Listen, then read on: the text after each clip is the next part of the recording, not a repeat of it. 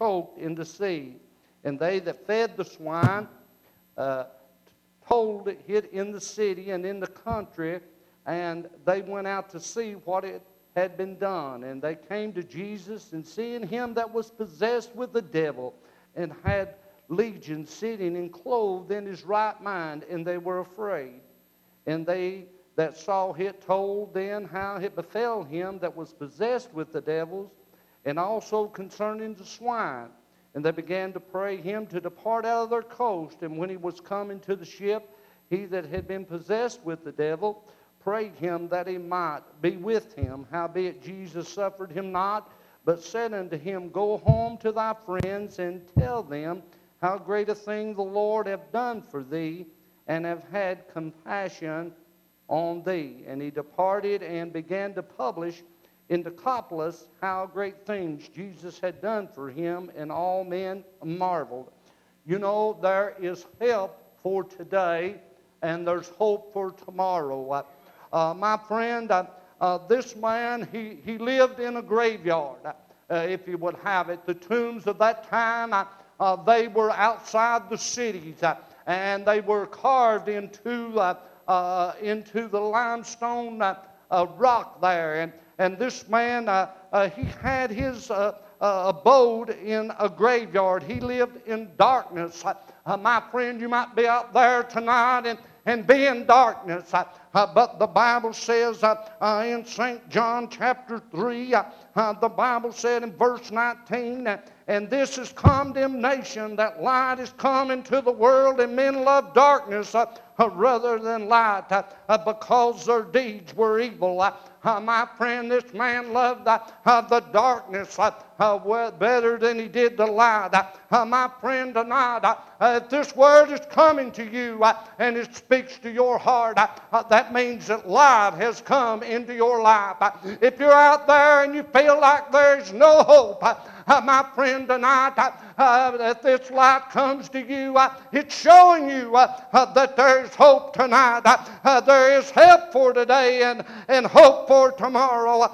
This man was cut off from society itself. Not only was he cut off from society, but he was cut off from the society of God because of where he lived there, because where he had his abode. But bless God, I'm glad that this man Jesus, when he came, when the ship hit the coast there of the Gadarenes, my friend, this man came running unto Jesus there. When he got there, the Bible said, and when he was come out of the ship, immediately there met him out of the tombs a man with an unclean spirit. Can you imagine this man? He had the devils in him, my friend. The Bible said that when he asked him his name, he said, Legion, for we are many. Can you imagine what kind of shape this man was in? I don't care what science has told you. Just because science can't prove that there is evil spirits, my friend, does not make it so. The Bible says that these spirits, my friend, walked to and fro.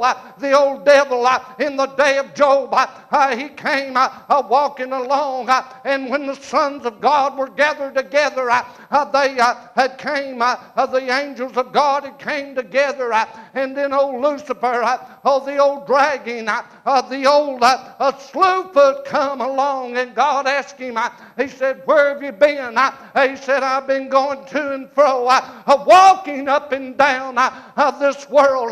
My friend, he is a spirit, my friend, and he gets into men. He has control of the lost people. My friend, he had me at one time, and he tried to keep me in darkness, but thanks be to God that the light of the gospel went out unto me, and then it was left up to me to let the light in and get a hold of some hope like I never had before. My friend, today, this man, he lived in darkness. He was cut off from society. He couldn't even live among men. He was a living dead as he walked around. He couldn't do it. He couldn't be with people. You know, you might be out there tonight. You might be listening by the way of radio, or you might be watching. You might be out there and you think there's no hope, that you can't cope in society no more, that you can't go back home no more. I tell you what, one of the hardest things that's ever happened to a man, woman, or a boy or a girl is for them to be kicked out of their own home, being taken away from their own home. Can you imagine this man?